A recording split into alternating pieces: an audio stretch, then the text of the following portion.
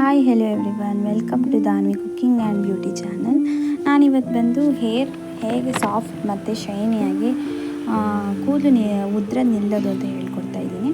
ಅದಕ್ಕೆ ಒಂದು ಬೌಲ್ ನೀರು ಹಾಕ್ಕೊಂಡು ಅದಕ್ಕೆ ಒಂದು 3 ಲವಂಗ ಹಾಕ್ಕೊಳ್ಳಿ, ಅಗಸೆ ಬೀಜ, ಮೆಂತ್ಯ ಎಲ್ಲ ಹಾಕ್ಕೊಂಡು ಚೆನ್ನಾಗಿ ಕುದಿಸ್ಕೋಬೇಕು. ಅದು ಸ್ವಲ್ಪ ಕುದಿ ಬಂದ ತಕ್ಷಣ ಅಂಟು ಬರುತ್ತೆ. ಅಂಟು ಬಂದಿದ್ದ ತಕ್ಷಣ ಅದನ್ನ ಸ್ಟ್ರೈನ್ ಮಾಡ್ಕೊಂಡು ಇಟ್ಕೊಳ್ಳಿ.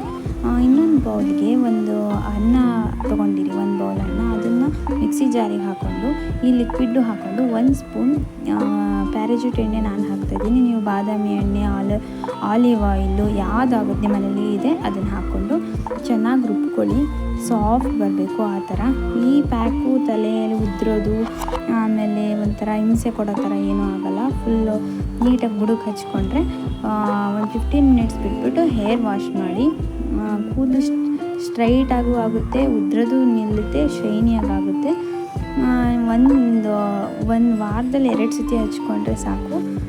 ತುಂಬ ಚೆನ್ನಾಗಾಗುತ್ತೆ ಕೂದಲು. ಟ್ರೈ ಮಾಡಿ, ಕಮೆಂಟ್ ಸೆಕ್ಷನಲ್ಲಿ ಹೇಳಿ. Thank you.